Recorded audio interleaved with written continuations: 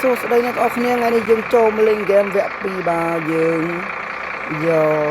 excavator អាត្រកជោគដីយើងជោគដីដាក់ឡានយើងមើលមកជុំសិនបន្តដំណើរទៅជោគដីដាក់ឡានបាទដើម្បីយកដីនឹងចេញពីផ្លូវឥឡូវយើងសុំជោគដីមួយណាបាទមិនតាន់ណា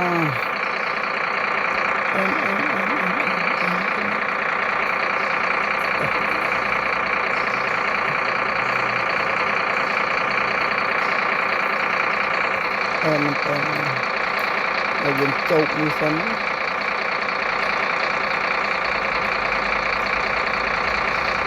ោះយើងជោគដីទាំងអស់គ្នាបាទហើយជោគអត់បានទេបច្ចេកទេសនេះស្ទើរអូភ្លេចតម្លាក់ស្នូកបាទមកវិញចឹងតោះឡើយយើងតម្លាក់ស្នូកនេះសិន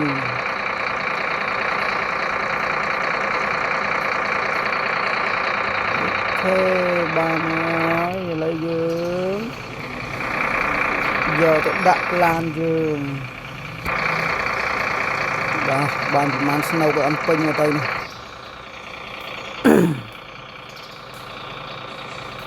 បាទហើយយកទៅដាក់ឡានយើងទាំងអស់គ្នា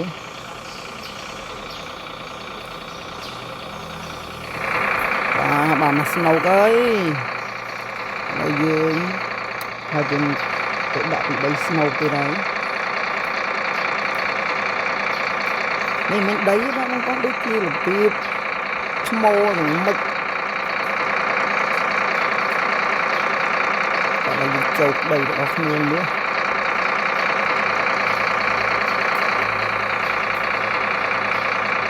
ថ្មបា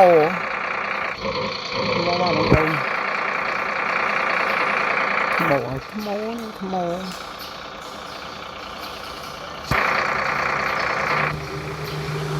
ហើយយើងប៉ែលវិញខ្លាចវាជ្រុះយើងតម្លាក់បន្តិចលើកវាតិចសិនបាទតែមិនចឹងជាប់ស្នូកឡើយឡាច់បាទសុំមកស្នូកទៅណាគេគិតលុយឲ្យច្រើនស្នូកវិញគិតលុយ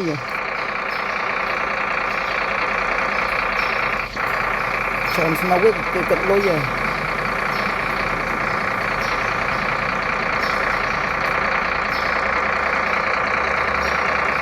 តោះខ្ញុំដាក់ស្នូកអស់គ្នាមួយស្នូកនេះចង់អស់ផ្លូវយើងមកតើឥឡូវយើងយកទៅដាក់ឡានយើងម៉ូតូទៀតអត់ទាន់ពេញទៀតតើបន្ទាប់ពីយើងបានថ្មហើយយើងយកវាទៅបែនចោលសិនបាទពីតាំងគេមេទៅបែនចោលបាទហើយយើងធ្វើតាមមេទៅផ្លូវយើងមកខ្សែហ្នឹងយើងកំពុងធ្វើថ្មីទៅយើងតដំណើរទៅមុខទៀតឌីនអូយបើកលើផ្លូវនេះចុងប៉ែឡើងកន្លែងផ្លូវយើងខូចដាក់លេងឌីនឥឡូវយើងវៀងផ្លូវមកបើកលើថ្មវិញយើងអាចបើកលើផ្លូវដីនឹងបានហើយអាចជាប់លើវល់ទៅរកត្រាក់មិញមកទៅឡើយឥឡូវយើងបើកមកដល់ទីតាំងយើងហើយបាទឥឡូវយើងចូលទីតាំងយើងសិនឥឡូវយើងបែនឡានតម្លាក់សិនបាទខ្ញុំដាក់មកឡានសិនណាមេ